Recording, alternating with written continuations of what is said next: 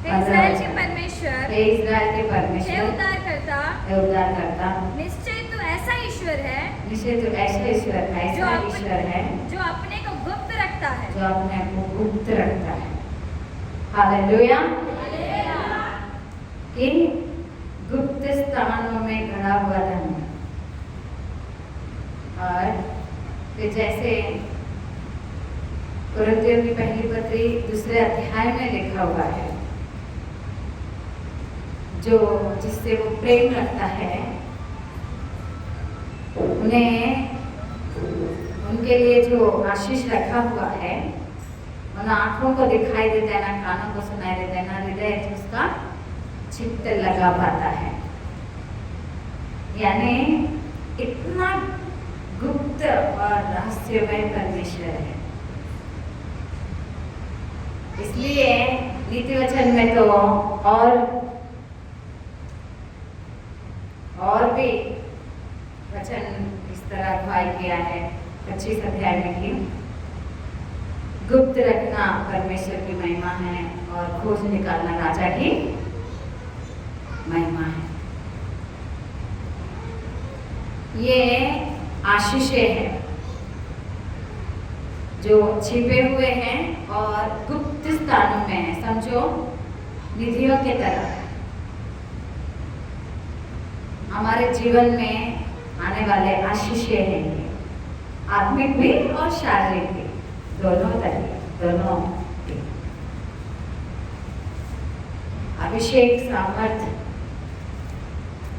पवित्र आत्मा के वरदान, पवित्र आत्मा के फल, वो भी जरूर सिर्फ वरदान नहीं, आत्मा के फल प्रेम, आनंद, शांति, धीरज, कृपा, भलाई, विश्वास, नम्रता और संयम। हालेलुया। आत्मिक फल और आत्मिक, पहले कुरिन्थी अध्याय 12, आत्मिक फल भी और आत्मिक वरदान भी, गलती 5 अध्याय वचन 22। ये है गुप्त स्थानों में रखा हुआ धन, गड़ा हुआ धन, जिसे खोल के निकालना रहता है। हालेलुया। और अंधकार में छिपा हुआ పేరు పెట్టిన ఇజ్రాయేలు దేవుడైన యెహోవాను నేనే అని మీరు తెలుసుకున్నాను. అంధకార స్థలంలో ఉంచబడిన నిధులను, రాస్త స్థలంలోని మరుగైన ధనమును మీకు ఇచ్చేదాన్ని. ఎనిది ఈ ధనము అనగా ఆత్మీయ వరాలు, ఫలాలు, ఆత్మీయ ఆశీర్వాదాలు, శారీరక ఆశీర్వాదాలు, ये छुपे हुए हैं और गुप्त स्थानों में गड़े हुए हैं। हालेलुया। गुप्त स्थान में गड़ा हुआ धन। गोंदी मुझे पता था क्या, मेरे लिए वो गुप्त स्थान में गड़ा हुआ धन। लिंगोनी मुझे पता था क्या, वहाँ फिर आसपास गांव में जो 15 से ज़्यादा है, वो गांव क्या मुझे पता था। हालेलुया।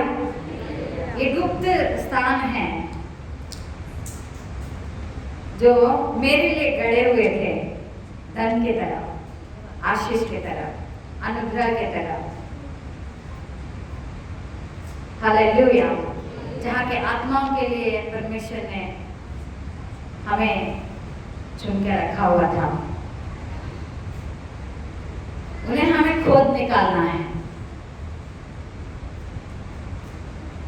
तो हम फिर वो जब मिलता है तो हम लोग जान लेते हैं कि मुझे बुलाया हुआ परमेश्वर यहोवा है। इज़राइल का परमेश्वर मैं यहोवा हूँ, तू तब जान लेगा कि परमेश्वर यहोवा हूँ जो तुझे नाम लेकर बुलाता हूँ। हालेलुया। हालेलुया। उन्होंने हमें नाम लेकर बुलाया है इन गुप्त स्थानों में छिपे हुए धन को और अंधकार में छिपा हुआ रहस्यमय उजाले में हमें उस अंधकार में छिपे हुए निधियों के समान है आत्माएं, जिन्हें हमें उस अंधकार में से इस उजाले में लाना है। और वो उजाला कौन है? कौन है? यूहन्ना सुसमाचार 1 अध्याय वचन 4। वो जगत के लिए ज्योति है। ఆయన లోకమునకు వెలుగై ఉంది. ఈ అంధకార స్థలములలో దాగి ఉన్న ధనము, ఈ ఆత్మలు, వాళ్ళని బయటికి ఈ గొప్ప వెలుగులోనికి నువ్వు వచ్చావు కదా, ఇంకా వాళ్ళని బయటికి లాగాలి. हालेलुया। गड़े हुए स्थान यानी वो जगह है, वो गांव है, वो कलेशिया है जो गड़ा हुआ है, उसे हम बाहर निकालना है। अब वहां पर गोंदी में प्रार्थना चल रहा है, यानी वो गड़ा हुआ था, बाहर निकाला है ना। हालेलुया। ऐसे और कई जगह है तुम्हारे लिए, मेरे लिए, जिन्हें हमें, और वहां पर अंधकार में है कौन? आत्माएं, जिन्हें हमें रहस्य में उजाले में लेके आना है। हालेलुया। ये जब हमें मिल जाते हैं तो फिर हमें पता चलता है कि इज़राइल का परमेश्वर ने तुम्हें नाम लेके बुलाया है। हालेलुया। और उतना ही नहीं, ये लिखा हुआ है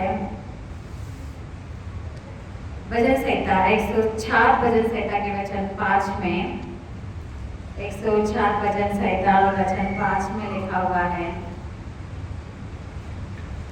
तूने पृथ्वी को उसकी नींव पर स्थिर किया है ताकि वह कभी न डगमगाए। భూమి ఎన్నటికీ కదలకుండానట్లు ఆయన దానిని పునాదుల మీద స్థిరపరిచాడు। हालेलुया।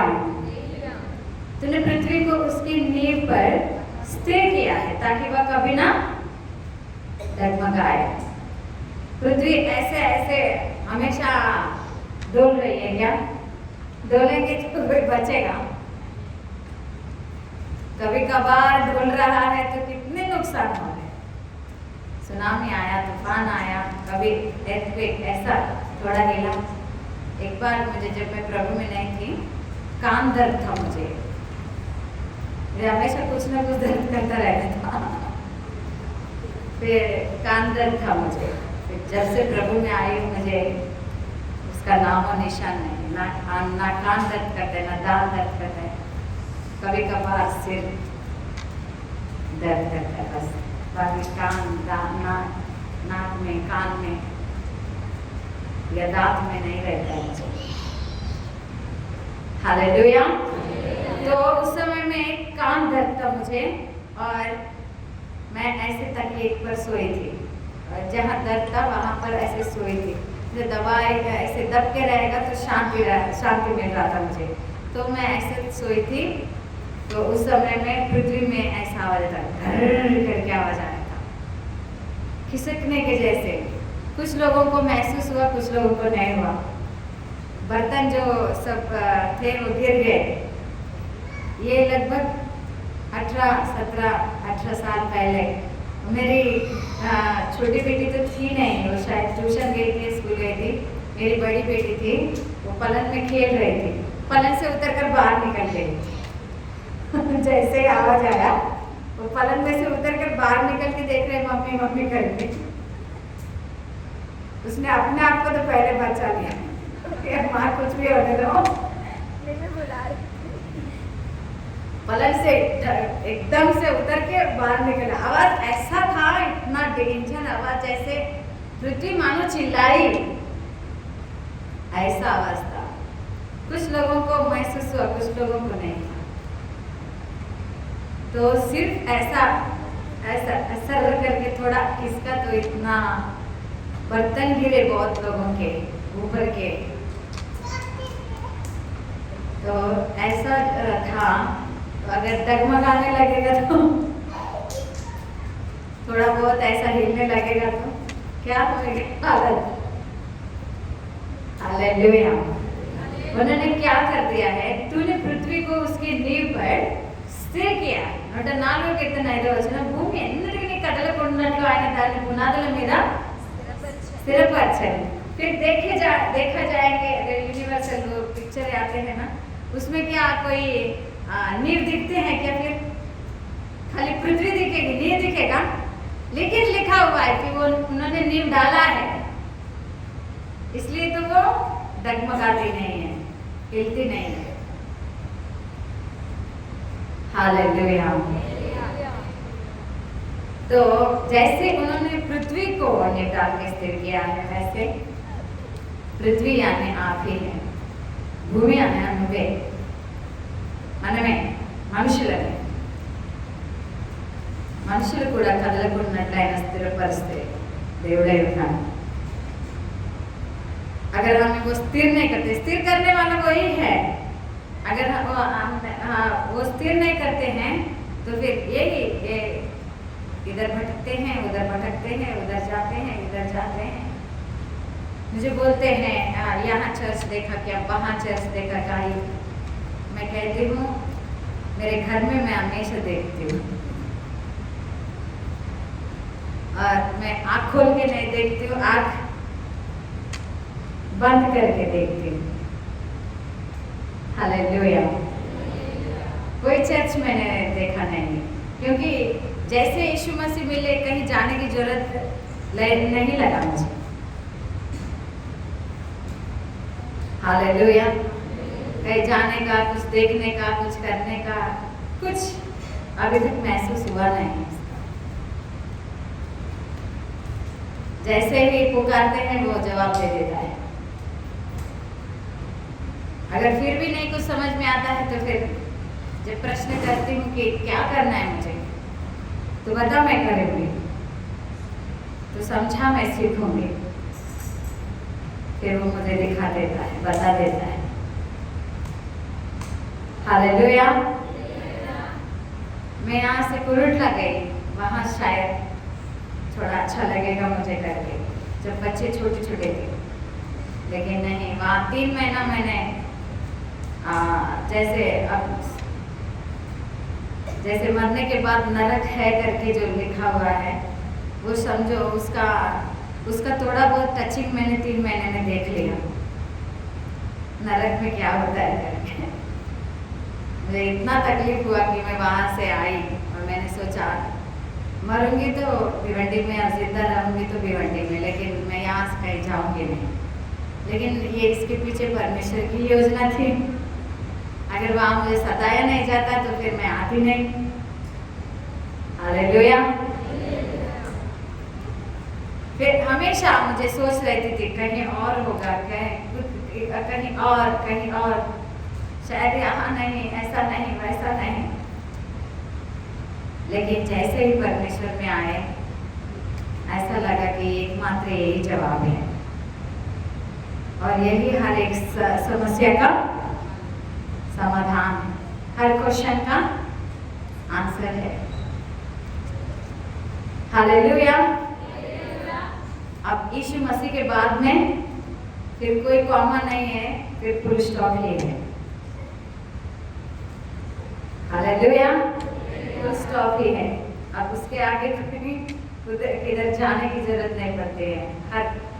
हर प्रश्न का उत्तर है, और उसने स्थिर कर दिया. और उसने स्थिर करने के लिए मुझे सिर्फ, ज़्यादा ही होगा वो समय, लेकिन मेरे लिए तो भी फिर भी वो कम है या ज़्यादा है प्रभु जाने, लेकिन 1 साल लगा मुझे स्थिर होने में. तब तक अस्थिर ही थी मैं, लेकिन 1 साल में फिर मैं स्थिर हो गई. हालेलुया. हालेलुया. तो पृथ्वी को स्थिर करता है कि वो कभी डगमगाए नहीं. फिर निश्चय वचन कहता है कि जब हम स्थिर हो जाते हैं तो ही हमें रास्ते स्थान में छिपे हुए धन मिलते हैं। अंधकार में छिपा हुआ धन और रास्ते स्थानों में गड़ा हुआ निधियां मिलते हैं। स्थिर नहीं रहेंगे तो कुछ नहीं मिलता है। हालेलुया। अस्थिर रहेंगे, यहाँ वहां भटकेंगे तो फिर तुम्हें मिलेगा कैसे? एक जगह पे खोदना पड़ेगा ना, अगर निकालना है तो। स्थिर नहीं रहोगे, इधर उधर भटकते रहोगे, यहाँ वहां ये जगह जाएंगे, वो जगह जाएंगे, ऐसा करेंगे, वैसा करेंगे, थोड़े दिन यहाँ थोड़े दिन वहां। अस्थिर मन वालों को प्रभु से कुछ नहीं मिलता है। याकूब की पत्री के पहला अध्याय में लिखा हुआ है, वो लहरों के समान उछलता और गिरता रहता है, इसलिए उसे प्रभु से कुछ नहीं मिलता है, क्योंकि उसका मन दो चिता है। कभी हाँ कहता है तो कभी ना कहता है, कभी है कहता है तो फिर कभी नहीं है कहता है। हालेलुया। दो चिता मन है, अस्थिर मन है, तो उसको वो खोदेगा कहाँ और उसे मिलेगा कहाँ? हालेलुया। और उतना ही नहीं, रोमियो के लिखा हुआ पत्री 8 अध्याय वचन 14 में जिस तरह लिखा हुआ है, रोमियो के लिखा हुआ पत्री 8 अध्याय वचन 14 में, इसलिए कि जितने लोग परमेश्वर के आत्मा के चलाए चलते हैं, इसलिए कि जितने लोग परमेश्वर के आत्मा के चलाए चलते हैं वे ही परमेश्वर के पुत्र हैं। हालेलुया। దేవుని ఆత్మ చేత ఎందరు నడిపించబడుదురో వారందరూ దేవుని కుమారులయ్యుందురు. దేవుని కుమారులయ్యుందురు. వారే స్థిరంగా ఉంటారు. వారికే అంధకార స్థలంలో ఉన్న నిధులు, వారికే రాస్తి స్థలంలో దాగి ఉన్న ధనం. ఎందుకనగా వారు ఆత్మ చేత నడిపించబడుతున్నారు, శరీరంతో కాదు. क्योंकि वो आत्मा के द्वारा चलाए चलेंगे, शारीरिक रीति से नहीं। शरीर तो बोलेगा नहीं, क्योंकि वो आंखों देखा, कानों सुना, उस पर यकीन करता है। लेकिन यशायाह पुस्तक 11 अध्याय वचन 3 और 4 उसमें लिखा हुआ रहता है कि इस पृथ्वी में एक राजा है, वो ना ही परमेश्वर जो बेचने वाला है, वो ना ही आंखों से देखा हुआ और कानों से सुना हुआ, उसे देखकर वो न्याय नहीं करता है। वो मुंह देखा न्याय न करेगा, वो मुंह देखकर न्याय न करेगा, और न अपने कानों के सुनने के अनुसार निर्णय करेगा। यानी मुंह देखकर न्याय नहीं करेगा। मुंह देखकर काला है गोरा है ऐसा नहीं बोलेगा। मुंह देखकर काले हो तो काले हुआ तो क्या हुआ? वो लोग हेल्दी होंगे, ज्ञानी होंगे ना। काले हैं, गोरे हैं, हाइट में छोटे हैं, बड़े हैं, लंबे हैं। हालेलुया।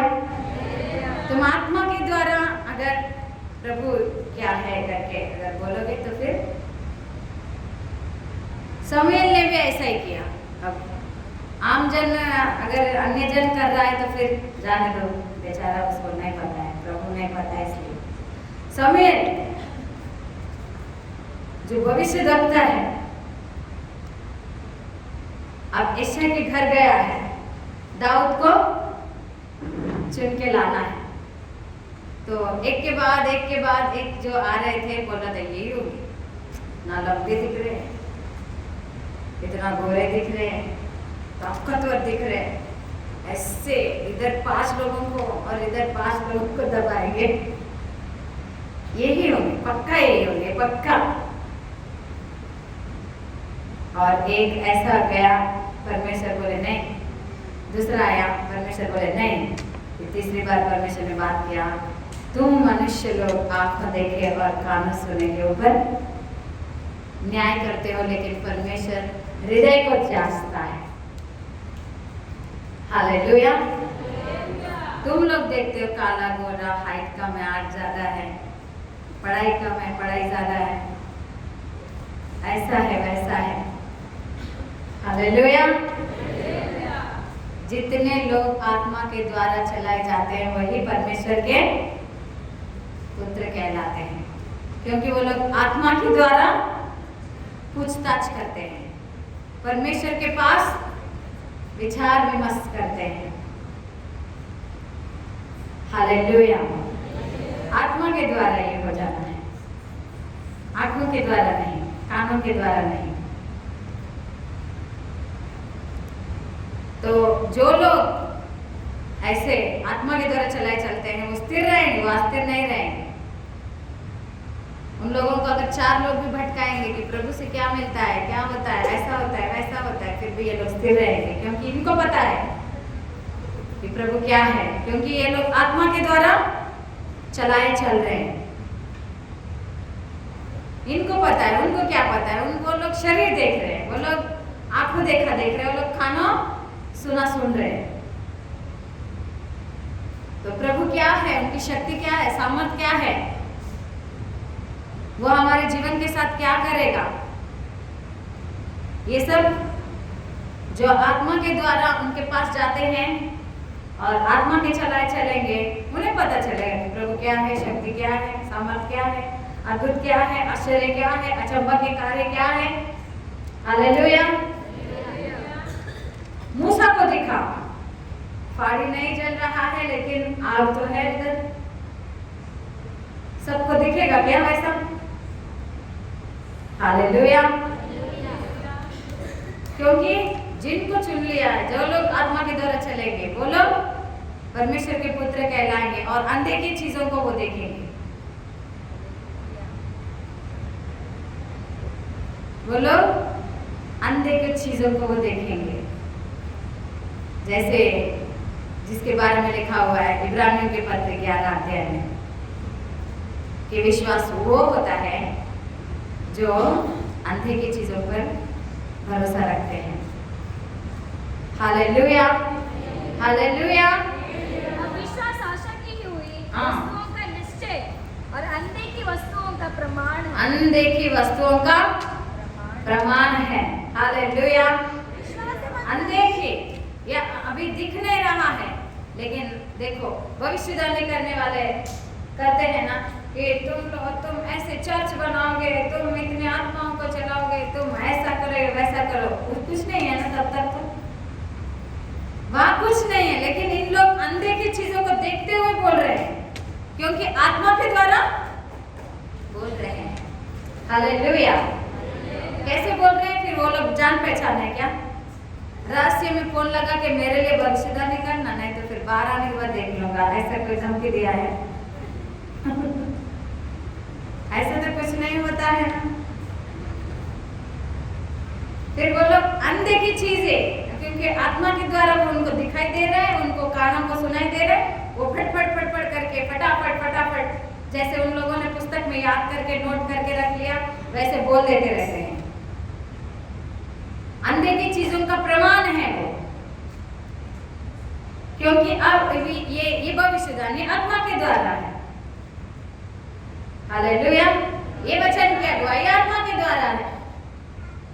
उनसे जान पहचान रहने की जरूरत नहीं है, या उसके लिए पढ़ाई लिखाई की जरूरत नहीं है, हाइट वेट की जरूरत नहीं, कलर की तो उसका तो बिल्कुल जरूरत नहीं है, उसका तो टेंशन ही मत लो। हालेलुया। किसी चीज की जरूरत नहीं। फिर किस चीज की जरूरत है? किस चीज की जरूरत है? आत्मा की जरूरत है। आत्मा अंधे की चीजों का प्रमाण बताती है, सुनाता है। इसलिए आत्मा के द्वारा चलाए चलेंगे तो फिर रहस्यमय स्थलों में तुम्हारे लिए कौन सा धन, कौन सा भंडार छुपा हुआ है, जिसे तुम्हें खोद के निकालना है, गड़ा हुआ तुम्हारे लिए, तुम उस जगह तक पहुंच जाओगे। नक्शा लेके पहुंच जाते हैं ना, ये खुदाई उदाई ये सब करने वाले, डिस्कवरी करने वाले। हालेलुया। तो वैसे ही हम फिर आत्मा के द्वारा उस जगह तक, हमें नक्शे की भी जरूरत नहीं रहेगी, हम आत्मा के द्वारा चलाए जाते हैं, क्योंकि वो परमेश्वर के पुत्र कहलाते हैं। उन्हें परमेश्वर स्थिर किया हुआ है। वो लोग हिलेंगे नहीं, वो लोग डगमगाएंगे नहीं, और उन लोगों में से मैं होना चाहिए। बोलो ऐसा। हालेलुया। जो डगमगाता नहीं है वो मैं ही होना चाहिए। हालेलुया। ऐसे क्यों बोल रहे हो? जोर से बोलो, वो मैं होना चाहिए, ताकि परमेश्वर को भी थोड़ा कन्फर्मेशन आ जाए। हालेलुया। इसलिए लिखा हुआ है, परमेश्वर बहुत कुछ दे रहे हैं इस उपवास में। तो क्योंकि कितने लोग उपवास है? एक बार ले लिया। प्रभु आप सब लोगों को आपका छिपा हुआ धन दे दे। ले लिया। धन यानी ऐसा मत समझिए मनीषा जी की धन मिलने वाला है। वो भी मिल जाएगा, उसकी जरूरत है अगर तो वो भी। हालेलुया। क्योंकि लिखा हुआ है पहला तिमोथी के, क्षमा कीजिए, पहला कुरिन्थी के 2 अध्याय वचन 9 में, पहले कुरिन्थी 2 अध्याय वचन 9 में, परंतु जैसा लिखा है कि जो आँख से नहीं देखी और कान में नहीं सुना, जो कान में हमने पहले ध्यान किया, देखो ये बात, जो आँख से नहीं देखी, जो कान में नहीं सुनी, और जो बातें मनुष्य के चित्त में नहीं चढ़ी, और जो मनुष्य के चित्त में नहीं चढ़ी या हृदय में नहीं चढ़ी या मन में नहीं चढ़ी, वही है जो परमेश्वर ने अपने प्रेम रखने वालों के लिए तैयार की है, जो परमेश्वर ने अपने प्रेम रखने वालों के लिए तैयार किया हुआ है। हाँ, మొదటి కొరింథీ 2వ అధ్యాయం 9వ వచనం, ఇందును గురించి ఏ సిద్ధపరచెనో కంటికి కనబడలేదు, हालेलुया। और ना ही आंखों को दिखे हैं, ना ही कानों को सुनाई देता है, ना ही हृदय इसका चित्त लगा पाता है, वो सब छिपे हुए हैं। फिर उतना ही नहीं, इब्रानियों की पत्रिका 12 अध्याय वचन 20 में, इब्रानियों की पत्रिका अध्याय 12 और वचन 20 में, क्योंकि वे उस आज्ञा को ना सह सके कि यदि कोई पशु भी पहाड़ को छुए तो पत्थरवा किया जाए। हालेलुया। ఇబ్రానీయుల की पत्री 12 అధ్యాయ వచనం 20, ఇబ్రానీయులకు రాసిన పత్రిక 12వ అధ్యాయము 20వ వచనం, ఆ ధ్వని వినిన వారు మరి ఏ మాటకు తమతో చెప్పవలదని బతిమాలుకొనిరి। 19వ వచనం, हालेलुया। 1920 मिला हुआ है, 1920 पढ़ेंगे। బూరధ్వనికి మాటల ధ్వనికి మీరు వచ్చి ఉండలేదు, ఒక జంతువైనను ఆ కొండను తాకిన రాళ్లతో కొట్టబడవలని ఆజ్ఞాపించిన మాటకు వారు తాళలేక, ఆ ధ్వని వినినవారు ఏ మాటకి తమతో చెప్పవలదని బతిమాలుకొనిరి। हालेलुया। परमेश्वर की आवाज इतनी गर्जनाहट भरा हुआ था कि और तुरही की ध्वनि और बोलने वाले के ऐसे शब्द के पास नहीं आए हो, जिसके सुनने वालों ने विनती की कि अब हमसे और बातें ना किया जाए, क्योंकि वे उस आज्ञा को न सह सके कि यदि कोई पशु भी पहाड़ को छुए तो पत्थरहाव किया जाए उसका। हालेलुया। हालेलुया। पशु जानता है बेचारा, वो जाएगा और पर्वत को छुएगा ही ना, खाने जाएगा ही ना, लेकिन अगर वो भी छुए तो फिर वो अपवित्र हो जाएगा पहाड़, और उसको पथराव किया जाए और यानी मार डाला जाए। उसको छूना भी नहीं। अभी वो कोरोना के जैसा, कोरोना में चिप लगा के उनके लोगों को भी नहीं दिया, और इस पशु को वो लोग पथराव करके मारेंगे, यानी जाके छूना भी नहीं है। हालेलुया। हालेलुया। यानी उस समय में वो आज्ञा कितनी कठिन थी, देखो। उस पर्वत को तुम लोग छुओगे, पशु भी छुएगा तो वो मार डालना चाहिए, मार डाला जाना चाहिए, पथराव करके, वो भी एकदम दर्दनाक भरा मरण से आना चाहिए। और तुम लोग भी उस ध्वनि से नहीं आए, कोई तुरही की ध्वनि या किसी के तुम्हें बहकाने से। बहुत सारे लोग बोलते हैं ना कि मसीह के लोग बहका कर लेके जाते हैं, सुना कर लेके जाते हैं। मेरी छोटी बेटी से उसका कोई तो सर है, वो बोलता था तुम्हें इतने सालों वो लोग सिखा के मसीह का बनाया ना, तो तू सिर्फ मैं आधा घंटा तुझे सिखाऊंगा तो फिर से इसमें आ जाएगी, देख। यानी ये लोग बोलते हैं तुरई की आवाज सुन के या फिर फूंक मार के हमें इसमें लाया गया है। हालेलुया। तुम किसी तुरही के शब्द से या किसी बोलने वाले के शब्द से तुम बुलाए नहीं गए। परमेश्वर ऐसे परमेश्वर थे कि परमेश्वर है कि उन दिनों में इतना कड़क नियम था कि उस पहाड़ को भी, उस पहाड़ से जिस सिनाई पर्वत से परमेश्वर भाग करते थे, उसे अगर कोई पशु भी जाके वहां पर छूता तो फिर उसको पथराव करके मार डालना चाहिए था। वो सह न सके और उस ध्वनि को भी सह न सके, उस आवाज को, उस खड़खड़ाहट को, उस बादलों के शब्द को, उस चमक को सह न सके और बोलने लगे और एक शब्द हमसे सुनाई नहीं जाएगा, मूसा तू जा बात कर और हमें बता दे। वो जो भी बोलेंगे हम सुनेंगे, तू जो भी बोलेगा हम लोग सुनेंगे। Hallelujah, hallelujah. लेकिन आज अगर हम लोग कैसे भी रहे, कुछ भी करे, लेकिन हम जैसे ही प्रार्थना करते हैं परमेश्वर हमारी प्रार्थना सुन लेते हैं।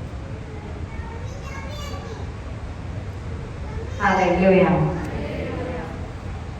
यानी उन्होंने अपने आप को इतना नम्र बना दिया और इतना अनुग्रह हम पर बरसाया कि हम कभी भी कैसे भी उनकी आवाज सुन पाए, ताकि हमें रहस्य स्थल में छिपे हुए धन हम उसे खोज निकाल पाए। हमारे लिए छिपा हुआ धन, हमारे लिए छिपे हुए आशीषें, हमारे लिए छिपे हुए कृपा के फल, कृपा के वरदान, हमारे लिए छिपे हुए कृपा से भरे हुए जीवन को हम लोग पाले, जो सिर्फ कृपा के द्वारा यानी अनुग्रह के द्वारा मिलेगा, जिसके लिए हमें कोई काबिलियत नहीं चाहिए, इतना पढ़ा लिखा या इतना ऐसा इतना वैसा करें, या इतना हाइट का, पुलिस में जाएंगे हाइट चाहिए कि नहीं, या फिर और कोई नई नौकरी करने जाओगे तो फिर क्वालिफिकेशन चाहिए कि नहीं, डॉक्टर बनने जाओगे बिना MBBS किए वो डॉक्टर सर्टिफिकेट देंगे। ऐसे भी है, लेकिन उनको RMP बोलते थे। हालेलुया। तो निश्चय है तुम्हें कुछ तो चाहिए कुछ करने के लिए ना, लेकिन परमेश्वर ने अपने अनुग्रह को ऐसे रखा हुआ है कि तुम्हें सिर्फ प्रार्थना की जरूरत है,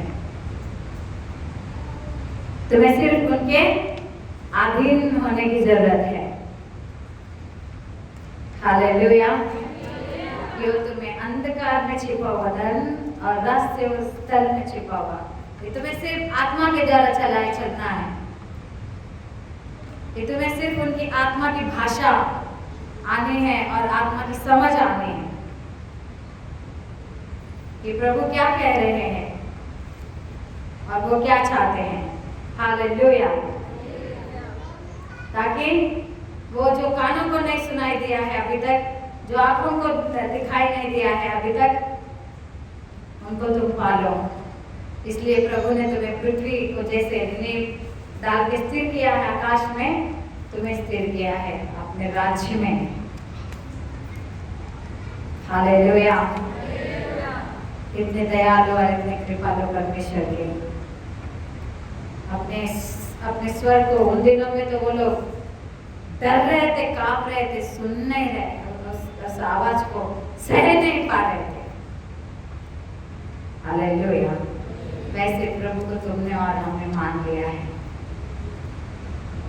क्या तुम्हारी छोटी छोटी जरूरतें नहीं पूरे करेंगे वो? हालेलुया। प्रार्थना करेंगे इन उपवास प्रार्थनाओं में निश्चय वो आशीषें, वो रास्ते में धन, गुप्त स्थानों में खड़े हुए भंडार परमेश्वर तुम लोगों को स्वतंत्र करने दे। प्रार्थना करेंगे, प्रार्थना करेंगे। धन्यवाद पिता, धन्यवाद हो तेरा, धन्यवाद। स्तुति हो, महिमा हो। जिस तरह उन दिनों में उन लोगों को परमेश्वर तेरी आवाज भी नहीं सह पा रहे थे, इतना भयानक था वो माहौल और इतना कड़क था वो आज्ञा कि पशु भी छुए तो फिर उसे पथराव किया जाए। लेकिन परमेश्वर तूने हमारे लिए प्रभु ये कृपा के वरदान, कृपा के फल, कृपा से भरे हुए आशीषों को जिनके हम लायक भी नहीं, लेकिन वो हमें देने के लिए तूने आज हमें चुना है, बुलाया है। इस्राएल का परमेश्वर, ये उद्धार करता निश्चय तो अपने आप को छिपा के रखता है। हालेलुया। उसे खोज निकालने के लिए प्रभु अच्छी बुद्धि और अच्छी ज्ञान दे हमें। ओ धन्यवाद पिता, धन्यवाद, धन्यवाद। निश्चय तू इन उपवास प्रार्थनाओं में अद्भुत और आश्चर्यकारी करने वाला है। तूने हमसे बात किया है कि अब अचंभा शुरू हो जाने वाला है हमारे जीवन में।